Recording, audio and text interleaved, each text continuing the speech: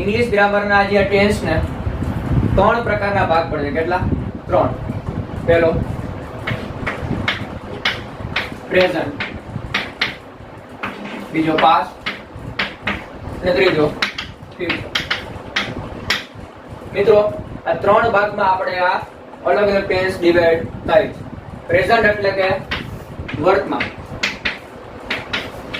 વર્તમાન એટલે કે અત્યારનો, હાલનો સમય. એટલે હું કહી શકું અહીંયા હાલનો સમય. ઉદાહરણ તરીકે જોઈએ આપણે કે અત્યારે તમે આ વિડીયો જોવો છો, અત્યારે હું આ કામ કરું છું. અત્યારે તમે જે કામ કરતા એને આપણે હાલનો સમય કહેતો, તો અત્યારે વર્તમાન સમય કહે. એટલે અત્યારે ચાલનારી પ્રક્રિયાને વર્તમાન. બીજો ભાગ આવશે પાસ્ટ એટલે કે ભૂતકાળ. ભૂતકાળ એટલે કે વીતી ગયેલો સમય. એટલે હું અહીંયા કહી શકું કે વીતી ગયેલો સમય. એટલે કે આપણે તમે કહી શકો કે માની લો કે તમે અત્યારે 9માં ભણો છો, તો તમારું વીતી ગયેલું એટલે કે પાસ્ટ કયું હતું કે ધોરણ 8. ધોરણ 8 તમારું પાસ્ટ. હવે તમારું ત્રીજો ટોપિક ફ્યુચર એટલે કે ભવિષ્ય, જેને આપણે કહી શકીએ આવનારો સમય. આવનારો સમય. બરોબર? હાલનો સમય વર્તમાન એટલે કે પ્રેઝન્ટ, વીતી ગયેલો સમય ભૂતકાળ એટલે કે પાસ્ટ, અને આવનારો સમય ભવિષ્યકાળ એટલે કે ફ્યુચર. માની લો કે તમે અત્યારે 10મા ધોરણની હમણાં પરીક્ષા આપી હોય, તમે 10મું ધોરણ અત્યારે ભણતા હોય, 9મું ભણતા હોય. જો તમે 10મું ભણતા હોય તો તમારો અત્યારનું વર્તમાન કયું થયું? ધોરણ 10. તો 9મું તમે ગયા વર્ષે ભણ્યા તો તમારું ભૂતકાળ કયું થયું? 9મું તમારું ભૂતકાળ. અને આવનારા સમયમાં તમે 11માં આવશો તો 11મું તમારું ફ્યુચર. એટલે કે વર્તમાન, ભૂતકાળ અને ભવિષ્યકાળ. ઓકે મિત્રો, તો આપણે જોયું કે ત્રણ પ્રકાર ટેન્સના પડે છે: પ્રેઝન્ટ, પાસ્ટ અને ફ્યુચર. હવે આ તમામ ટેન્સને આપણે પહેલા તો ચાર અલગ ભાગમાં ઇંગ્લિશ ગ્રામરમાં વહેંચવામાં આવ્યા છે. કયા? પહેલું આવશે સિમ્પલ, બીજું આવશે પરફેક્ટ, ત્રીજો આવશે કન્ટિન્યુઅસ અને ચોથું આવશે પરફેક્ટ કન્ટિન્યુઅસ. આ ચાર વિભાગમાં આ ટેન્સને મૂકવામાં આવ્યા છે. સિમ્પલ એટલે થાય સાદો, સિમ્પલ એટલે સાદો. પરફેક્ટ એટલે થાય પૂર્ણ, કન્ટિન્યુઅસ એટલે થાય ચાલુ, અને પરફેક્ટ કન્ટિન્યુઅસ એટલે કે ચાલુ પૂર્ણ. આ ચાર વિભાગમાં જે વહેંચવામાં આવ્યો છે એને આ તમામ ત્રણ પ્રકાર સાથે આપણે જોડી દઈશું.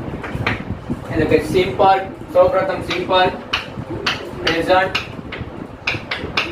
સિમ્પલ પાસ્ટ અને સિમ્પલ ફ્યુચર. આ સિમ્પલ શ્રેણીના ત્રણ ટેન્સ થયા: simple present tense, simple past tense અને સિમ્પલ ફ્યુચર ટેન્સ. એવી જ રીતે આપણે પરફેક્ટમાં perfect present tense, perfect past tense અને પરફેક્ટ ફ્યુચર ટેન્સ. બીજા ત્રણ ટેન્સ થયા: પરફેક્ટ પ્રેઝન્ટ, પરફેક્ટ પાસ્ટ અને પરફેક્ટ ફ્યુચર. એવી જ રીતે આપણે કન્ટિન્યુઅસમાં કન્ટિન્યુઅસ પ્રેઝન્ટ, કન્ટિન્યુઅસ પાસ્ટ અને કન્ટિન્યુઅસ ફ્યુચર. એટલે પરફેક્ટ કન્ટિન્યુઅસમાં પણ એ જ રીતે આવશે: પ્રેઝન્ટ, પાસ્ટ અને કે ફ્યુચર. ત્રણ અલગ અલગ ટેન્સમાં આપણે ડિવાઇડ. વિદ્યાર્થી મિત્રો, હરેક સાદો વર્તમાનકાળ, સાદો ભૂતકાળ અને સાદો ભવિષ્યકાળ, પૂર્ણ વર્તમાનકાળ, પૂર્ણ ભૂતકાળ અને પૂર્ણ ભવિષ્યકાળ, ચાલુ વર્તમાનકાળ, ચાલુ ભૂતકાળ અને ચાલુ ભવિષ્યકાળ, ચાલુ પૂર્ણ વર્તમાનકાળ, ચાલુ પૂર્ણ ભૂતકાળ, ચાલુ પૂર્ણ ભવિષ્યકાળ. ટોટલી આપણે 3 3 3 3 3 નીચે 12. આ ઇંગ્લિશ ગ્રામરના 12 ટેન્સ ટોટલી છે કે જે તમારે આમાં ઉપયોગી આવે તમામ ટેન્સ તમારે ભણશો. કે જે તમે આમાંથી કેટલાક એવા ટેન્સ છે જે પ્રાઇમરીમાં તમે ભણી ગયા હશો, અને એક પરંતુ આવનારા સમયમાં તમે એક પછી એક અલગ અલગ ટેન્સ તમે આમાંથી ભણશો. બરોબર મિત્રો, આપણે એટલું આપણે જાણ્યું કે ઇંગ્લિશ ગ્રામરમાં ટોટલી 12 ટેન્સ આવશે. હવે તમે ગમે ત્યારે ઇંગ્લિશ વાંચતા હોય, ઇંગ્લિશ વિશે કંઈક આમ લખતા હોય, તો કોઈ વાક્ય તમે વાંચતા હોય ત્યારે કેટલા બધા ટેન્સના બનેલા વાક્ય તમારી સામે આવે. હવે આપણી સામે વાક્ય આવ્યું તો આપણે કયા ટેન્સનું વાક્ય છે એટલીસ્ટ ઈ ઓળખવું હોય તો તેના માટે આપણે કેટલાક હેલ્પિંગ વર્બ, જે હેલ્પિંગ વર્બ તમે યાદ રાખશો તો એટલીસ્ટ તમને ખબર પડશે કે આ કયા ટેન્સનું વાક્ય છે. એટલે કે આ પ્રેઝન્ટનું છે, પાસ્ટનું છે કે ફ્યુચરનું છે, એટલીસ્ટ આપણે વાક્યને એટલું જાણી તો શકીએ. સૌપ્રથમ પ્રેઝન્ટ માટે 3 હેલ્પિંગ વર્બ છે આપણી પાસે. પહેલું ડુ અને ડઝ, બીજું એમ, ઇઝ, આર, અને ત્રીજું હેવ અને હેઝ. એટલે કે વર્તમાન કાળનું કોઈ પણ વાક્ય હોય એમાં do, does, am, is, are અને હેવ બેઝ, જો કે આ બધા ટેન્સમાં અલગ અલગ આવશે. કન્ફ્યુઝન ન કરતા કે સિમ્પલ આવે એમાં ડુ, ડઝ આવશે, કન્ટિન્યુમાં ડુ, ડઝ આવશે, એવું કન્ફ્યુઝન ન કરતા. આ જસ્ટ એટલીસ્ટ એટલા માટે છે કે આપણે ખબર પડે કે કમસે કમ આ વાક્ય વર્તમાન કાળનું છે. જો કે વર્તમાન કાળ એટલે આપણે પહેલા 4 ભાગમાં વિભાજિત કર્યું જ છે: સિમ્પલ, પ્રેઝન્ટ, પરફેક્ટ, કન્ટિન્યુ અને કન્ટિન્યુ પરફેક્ટ. એમાંથી કઈ રીતે આવશે એ તો આપણે આગળ જાણશું, પણ આમાં કન્ફ્યુઝન ન કરતા આ જસ્ટ આપણે વર્તમાન કાળ છે એટલી ખબર પડે છે. તો વર્તમાન કાળમાં પછી સાદો વર્તમાન કાળ છે કે ચાલુ વર્તમાન કાળ છે કે પૂર્ણ વર્તમાન કાળ છે એ આપણે જાણવું હોય તો આપણે બીજી રીતે જાણશું, પણ અહીંયા ખાલી વર્તમાન કાળ માટે જ છે, કન્ફ્યુઝન ન કરતા. એ રીતે આપણે ભૂતકાળમાં આવશે પાસ્ટ. પાસ્ટમાં પણ આ રીતે જ છે. આ ટેન્સ છે એટલી કોઈ ભૂતકાળનો છે એટલી જ આપણે આમાં ખબર પડશે. સૌપ્રથમ ડીડ, ત્યારબાદ એની પછી વોઝ વેર અને ત્રીજું આવશે હેડ. આ ત્રણેય હેલ્પિંગ વર્બ કોઈ પણ વાક્યમાં આ 3 હેલ્પિંગ વર્બ આવશે. આપણે એટલું તો જાણશું કે આ પાસ્ટ ટેન્સનું છે. પાસ્ટમાં પછી સિમ્પલ છે, પરફેક્ટ છે એ આપણે નો ખબર પડે, પણ એટલીસ્ટ પાસ્ટ છે એટલી જાણકારી આપણી પાસે હોય. બીજું આવશે ફ્યુચર. ફ્યુચરમાં શેલ અને વિલ. મિત્રો આ વસ્તુ ખાસ યાદ રાખજો, કોઈ પણ ભવિષ્યકાળ હોય એમાં શેલ અને વિલ, ગમે એ વાક્યમાં તમને શેલ અને વિલ આવશે એટલે ઓટોમેટિકલી આપણે સમજી જવાનું કે આ વાક્ય ભવિષ્યકાળનું જ છે. તો હજી એકવાર આપણે જોઈ 3 હેલ્પિંગ વર્બ છે વર્તમાન કાળમાં: do, does, am, is, are અને હેવ બેઝ. આ બધા હેલ્પિંગ વર્બ્સ અલગ અલગ ટેન્સમાં આવે. કોઈક સિમ્પલ પાસ્ટમાં આવે, કોઈક સિમ્પલ પ્રેઝન્ટમાં આવે, મતલબ કોઈ સાદા વર્તમાન કાળમાં આવશે, કોઈ સાદા ભૂતકાળમાં આવશે, કોઈ સાદા ભવિષ્યકાળમાં આવશે, કોઈ ચાલુ વર્તમાન કાળ, ચાલુ ભૂતકાળમાં આવશે. 12 અલગ અલગ જેટલા ટેન્સ ભણશું એમાં અલગ અલગ હેલ્પિંગ વર્બ્સ આવશે. એટલે આપણી પાસે આ હેલ્પિંગ વર્બ જો તમે યાદ રાખશો કે ડીડ હોય તો અમે સમજી લેવાનું કે ભૂતકાળમાં છે, તો તમને ટેન્સ ઓળખવામાં વધારે સહેલું પડશે. કારણ કે કોઈ પણ વાક્ય તમે જ્યારે ભવિષ્યમાં ભણશો તે વાક્ય કયા કાળનું છે તમારે જાણવું બહુ જરૂરી છે. જેમ કે આગળ તમે એક્ટિવ પેસિવ ભણશો, ડાયરેક્ટ ઇનડાયરેક્ટ ભણશો, એ બધામાં તમારે કાળને ઓળખતા શીખવું જ પડશે. જો તમે વ્યવસ્થિત કાળને ઓળખી શક્યા તો જ તમે એમાં આગળ ભણી શકશો. અને આ બધા હેલ્પિંગ વર્બ જો તમે યાદ રાખશો તો બધા હેલ્પિંગ વર્બ જો તમને પરફેક્ટ યાદ રહી ગયા તો તમને આગળ ઘણું સહેલું પડશે. તો અત્યારે તમે તમારી નોટબુક લઈ લેજો અને આ જે આખો કોષ્ટક મેં લખ્યું છે બોર્ડ ઉપર તમારી નોટબુકમાં લખી લેજો અને કાંઈ આ તમારે યાદ રાખીને આની પ્રેક્ટિસ કરવાની છે.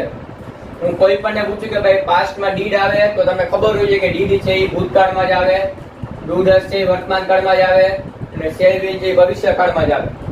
એટલીસ્ટ આ કોષ્ટક તમે કરશો તો આ હેલ્પિંગ વર્ક તમે કરશો તો આવનારા સમયમાં તમને ટેન્સને ઓળખવામાં ઘણી મદદ રહેશે. બરોબર, આપણે બધા હેલ્પિંગ વર્ક સાથે જોયા. આપણે હવે બધા હેલ્પિંગ વર્ક છે નોટબુકમાં લખજો અને યાદ રાખવાની પ્રેક્ટિસ કરજો. આ તમારે વ્યવસ્થિત તમને યાદ રહી ગયું તો તમને આગળ મદદ મળશે. તો થોડાક આપણે એક્ઝામ્પલ પણ જોઈ લઈએ જેથી કરીને તમને વધુ ઉપયોગી થાય. તો પહેલું એક્ઝામ્પલ: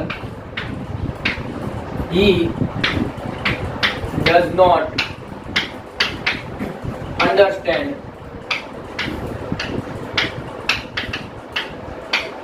ઇંગ્લિશ. હવે મને ઇંગ્લિશ ગ્રામરમાં કઈ નથી આવડતું, તમે આપણે માની લઈએ, પણ હવે મારી આમે એવું વાક્ય આવ્યું તો ભાઈ ટેન્સ વિશે તો મને બહુ જ ખબર નથી, તો મારે જાણવું હોય તો કે આ વાક્ય કયા કાળનું છે, હું કઈ રીતે જાણી શકું? તો તમે આઈડિયા વિચારો છો કે હેલ્પિંગ વર્બમાં ડુ અને ડઝ આવ્યો શબ્દ, આપણે પહેલો શબ્દ ડુ ડઝ, તો આ વાક્યમાં પણ ડઝ આવ્યું, તો ડુ ડઝ કયા કાળ પ્રકારમાં આવ્યું? વર્તમાન કાળમાં. તો he does not understand English, does અહીં આવ્યું એટલે એટલીસ્ટ આપણે એટલી તો ખબર પડી કે આ વાક્ય કયા કાળનું છે? વર્તમાન. બરોબર. હવે બીજું એક્ઝામ્પલ જોઈએ આપણે. she did not understand Hindi. હવે બીજું વાક્ય એવું, she did not understand English, કે તેણીને ઇંગ્લિશ સમજાતું નથી. હવે આ વાક્યમાં પણ આપણે કઈ રીતે જાણવું હોય તો ખબર પડશે કે તમે વાક્યમાં આ હેલ્પિંગ વર્બ ડીડ જોયો, એટલીસ્ટ આપણે એટલી તો આઈડિયા આવી જ ગયો છે કે આ વાક્ય ભૂતકાળનું છે. કયા ભૂતકાળનું છે તો તમે આગળ ટેન્સ ભણશો, ટેન્સની બધી વાક્યરચના તમે ભણશો અને કીવર્ડ ભણશો એટલે તમને ઓટોમેટિકલી ખબર પડી જશે કે આ વાક્ય કયા કાળનું છે. પણ એટલીસ્ટ આપણે એટલી તો ખબર પડી કે ડીડ આવ્યું એટલે આ ભૂતકાળનું છે. એવી રીતે કોઈ પણ વાક્યમાં શેલ અને વિલ આવશે એટલે એમાં કાંઈ વિચારવા નથી આવતું કે એ હંમેશા ભવિષ્યકાળનું હશે. શેલ અને વિલ નો ઉપયોગ ભવિષ્યકાળમાં જ થાય છે. બરોબર. તો આ બધા હેલ્પિંગ વર્બ્સ છે તમારા માટે છે, તમારે બધાને યાદ રાખવાના છે. જો કે આ બધા ડુ ડઝ છે, એમિઝ આર છે, તમે બધા નામ સાંભળ્યા જ હશે અને ટેન્સ તમે ભણી જ ગયા છો. ટેન્સ તમે પહેલી વાર ભણતા એવું નથી. 8મા ધોરણના ફર્સ્ટ સેમમાં પણ ટેન્સ આવે જ છે, 6ઠા ધોરણમાં 7મા ધોરણમાં પણ ટેન્સ તો આવે જ છે. પણ આપણે જે ગ્રામરમાં આગળના ટોપિક ભણવાના છે, એક્ટિવ પેસિવ હોય, ડાયરેક્ટ ઇનડાયરેક્ટ હોય, એ તમામને ધ્યાનમાં રાખીને આપણે વ્યવસ્થિત બધા ટેન્સ જો યાદ રાખશું તો જ એમાં તમે આગળ ભણી શકશો. જો આ ટેન્સમાં તમને જો ભૂલ પડવા માંડી, જો તમને ન વ્યવસ્થિત બેઠું તો આવનારા ઇંગ્લિશ ગ્રામરના ટોપિકમાં તમને મુશ્કેલી પડશે. એટલે અત્યારે જો તમે આ ટેન્સ ઉપર ફોકસ રાખશો, ટેન્સ વ્યવસ્થિત સમજશો, યાદ રાખશો તો તમે વ્યવસ્થિત ઢંગથી આ ભણી શકશો. મિત્રો હજી એકવાર કહું છું, ઇંગ્લિશ ગ્રામર કોઈ દિવસ પાકું કરવાથી યાદ રહેશે નહીં. તમારે આની પ્રેક્ટિસ કરવી પડશે અને વારંવાર લખવું પડશે. આ વસ્તુ તમે પહેલે ભણી ગયા છો છતાંય આજે તમને ભૂલાઈ ગઈ હશે કારણ કે તમે પ્રેક્ટિસ નથી કરી. નિરંતર આ વસ્તુની તમારે પ્રેક્ટિસ કરતું રહેવું પડશે. જો તમે આ વસ્તુ એકવાર આમ આવડી ગઈ એમ કરીને મૂકી દેશો તો પછી આ તમને આગળ ભૂલાઈ જશે. એટલે આ બધી વસ્તુ તમે નોટબુકમાં રાખજો, આ એક્ઝામ્પલ પણ રાખજો અને નિત્ય કાયમી આની પ્રેક્ટિસમાં તમે રહેજો, જેથી કરીને આ વસ્તુ તમને ભૂલાય નહીં. બરોબર.